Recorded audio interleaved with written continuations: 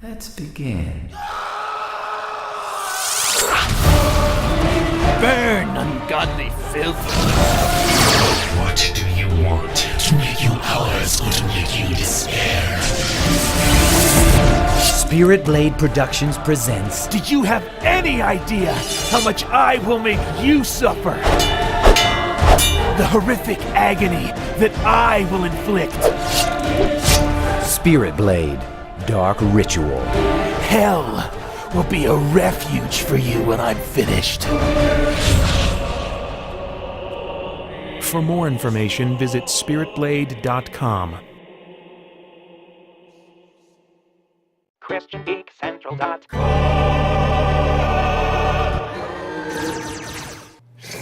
I do not understand what I do, but for what I want I do, Chesed, son of Shalumia, Ahiez, or Pedazur. That really means something, doesn't it? All right, so let's look at verses 20 through 33 in chapter 1. And in the ESV that reads, "Wisdom cries aloud in the street. In the markets she raises her voice. At the head of the noisy streets she cries out. At the entrance of the city gates she speaks, 'How long, O simple ones, will you love being simple? How long will scoffers delight in their scoffing, and fools hate knowledge? If you turn at my reproof, behold, I will pour out my spirit to you. I will make my words known to you. Because I have called and you refuse to listen, have stretched out my hand and no one has heeded, because you have ignored all my counsel and would have none of my reproof, I also will laugh at your calamity. I will mock when terror strikes you. When terror strikes you like a storm and your calamity comes like a whirlwind, when distress and anguish come upon you. Then they will call upon me, but I will not answer. They will seek me diligently, but will not find me, because they hated knowledge and did not choose the fear of Yahweh, would have none of my counsel and despised all my reproof. Therefore they shall eat the fruit of their way and have their fill of their own devices. For the simple are killed by their turning away, and the complacency of fools destroys them. But whoever listens to me will dwell secure and will be at ease without dread of disaster." Again, pleading there. Anyway, yeah, what are your reactions to that? Well, first of all, it's amazing that wisdom has to cry out, because our hearts we don't want to listen to reason. We want to do what we want to do, and the only way that wisdom can get our attention is to cry out. Yeah. And she has to, and it's out in the street, it's in the markets, it's all these places. It's in positions of position of power, the city gates, everywhere. It's among the common people. It's among people who buy and sell, and wisdom is just there, just crying out and trying to get our attention. And again, it shows how wisdom is available to everyone. It's available to the commoner. It's available to the business person. It's available to the person in the city streets. Wisdom cries out. The fact that Solomon is writing this to his son, we're going to see a lot of time. Nearly every time wisdom is mentioned and personified, it's with a woman, but it's the same thing with sin too. And so a lot of times what you'll see is people will look at this and, you're personifying women, you're being derogatory towards women because they're the example of sin. Well, you're talking to a guy. If Solomon had been writing to his daughter, he would have called wisdom a man and called sin a man and various different things. But everyone who needs wisdom, again, wisdom calls out. But there's something that's very important is Solomon writes, you have to turn. You have to turn at my reproof. So when you hear that correction, you actually have to make that turn yourself. The act of correcting a person doesn't change them. they have to then say, okay, I'm being corrected, I'm being instructed, and then make that adjustment themselves. I'm sure you know, and anyone out there who has kids knows this. You sometimes feel like a broken record because it's the same. You're saying the same thing over and over to your children, and it's because they haven't turned yet. Yeah. You're giving them correction, but they haven't received that correction and then acted on it yet.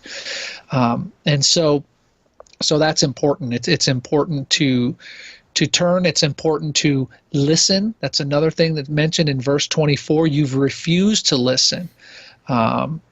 And you've avoided the hand of wisdom, the helping hand that reaches out, and all these things that deal with rejecting wisdom.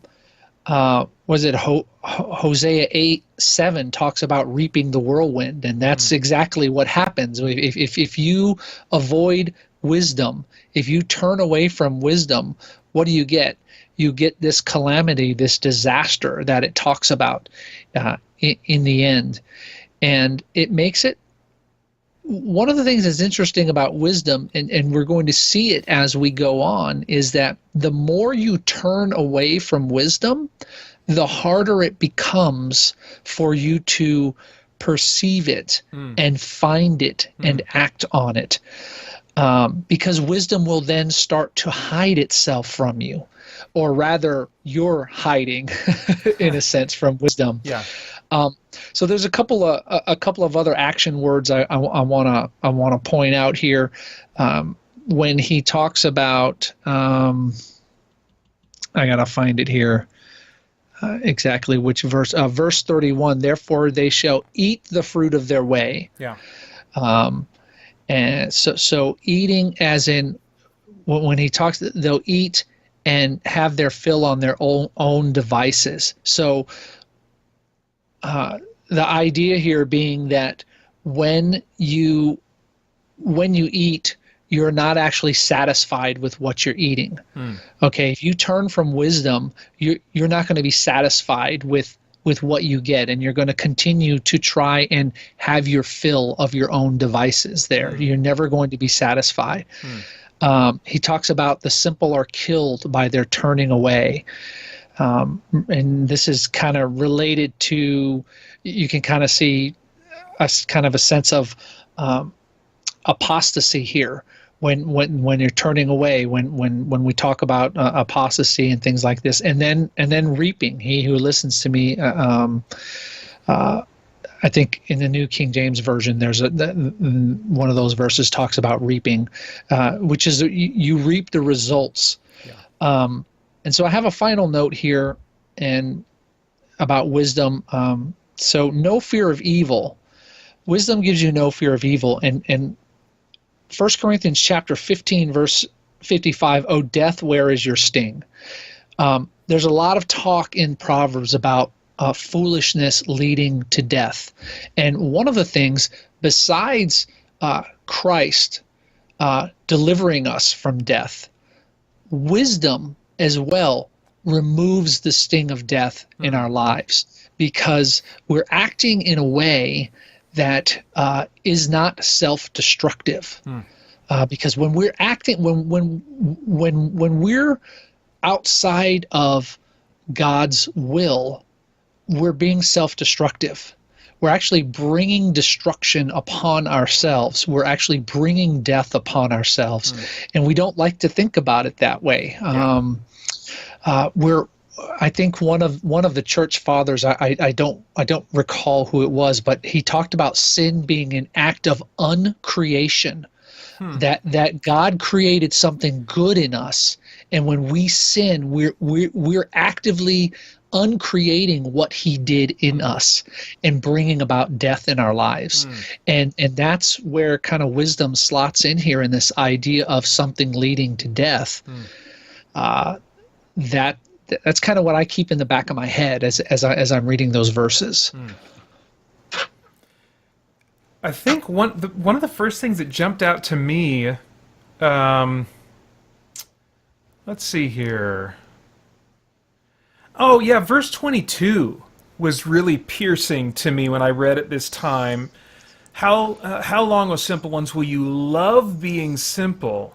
How long will scoffers delight in their scoffing, and fools hate knowledge? And I just thought, as I often do, as I'm preparing studies in the In Search of Truth thing for the channel and the podcast, about what's the specific parallel or application in maybe a geek culture, and I just realized there is a pleasure in having in scoffing. There's a pleasure in scoffing.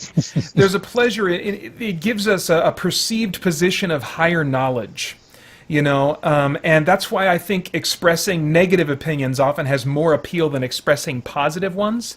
This is something I've certainly seen in myself. Now, I'm not saying we shouldn't say, we shouldn't give negative reviews. We shouldn't say when we don't like things, But I think, but this was a check for me, and I'm like, well, I need to at the very least be aware that many times it is easier, and there's some kind of little satisfaction that is increased in scoffing at something, in talking negatively about something, rather than saying that was cool, or that was, I really liked that. That's my favorite thing in the world, Right. We're seeing a lot of that come out now, especially in the Star Wars community, aren't we? How people are looking at the movies and instead of just saying, I didn't really like this one, they're actively going out and just like berating the actors, they're berating the director, the studio, and they're just finding every negative thing to say. And, well, if I had written this movie, I'd do it this way, and we see that a lot. And even where there's, there used to be this whole competition between Star Wars or Star Trek, right? And you could only like one, but you couldn't like the other. Yeah. Well, and I think, I probably still do every now and then. I know that I used to more contribute to that kind of thing, especially before getting on YouTube. I think I was started to be more cognizant of it once I got on YouTube, and but I mean, sometimes I would just let go with something that I was ranting about. I was like, that's just the thing you do if you're, doing reviews on the internet. You just kind of rant about things, and it's kind of fun, and people like that, get some of those clicks and whatever, And but I mean, really, I've tried to really rein that in and just recognizing, like, it's no secret the Marvel movies aren't my thing, but I've really tried to, as time has passed on, figure out ways, okay, how can I be honest in sharing my feelings about this, but not beat a dead horse? Yeah. Yeah. And it takes creativity sometimes to enter into a conversation where people are talking about something that you just don't like it, and maybe it even irritates you, but you've already expressed that, or it's not going to really help foster connection between other people in the circle that you're talking in right now, and so I think just kind of like, as I see this really piercing, timeless recognition that there's a delight that we can naturally take from scoffing, I'm like, that's a reminder, Pater. That's a check, for the next time that whether you're just hanging out in the coffee whatever area at church, or you're doing podcast stuff, or you're on a forum or whatever, let that be a check. Just realize that there might be some pleasure that you're getting out of this that you shouldn't. Yeah, and some of the most popular gaming channels are someone going on there and saying, "Oh, look, I'm going to own this guy. Watch this," and that is what draws people in, and it's just unfortunate. But it's human nature. It's funny how that at the same time as humans, we like to see someone excel and be exalted. And at the same time, we like to see someone fail and get defeated. Yeah. It's just something primal in us that does that. I mean, of course, it's our sin nature, but it's amazing how it can be just both of those things could exist at the same time. And, it's like the whole, sweet and bitter water that James talks about in our hearts. And that's just it's just the way we are, I guess.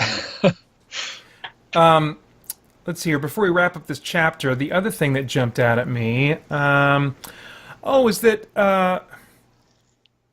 that wisdom is it's preemptive. You know, that like if we reject wisdom, I don't think we should take from this. You know, some people. When we talk about the wisdom of God, there are some passages that arguably are, you know, talking about Christ as the wisdom of God and stuff. I don't think that's what's going on here. I think this is a personification of wisdom, not necessarily a personification of God. Even though, you know, there are Psalms where it talks about God, you know, laughing at the calamity of Israel's enemies and stuff like that. And there's some metaphorical stuff going on there that we can dissect at another time. But I think right now this is just wisdom as an abstract idea being personified. And so what I see in this passage is that if we reject wisdom, it might as well be standing on the sidelines and laughing at us for all the help it will give when our choices collapse on top of us. Yeah. Because wisdom is preemptive. It has to be embraced in advance for it to bring us blessing in life. You know, we can still learn things the hard way or decide to repent and embrace wisdom because of the trouble that our foolish choices, you know, have caused for us. But that will still only help us to avoid further consequences of our foolishness in the future. You know, I mean, so it's really it doesn't reverse the damage that's already done. If we want to experience the blessing of wisdom, it's got to be preemptively applied. Yeah, absolutely. Absolutely.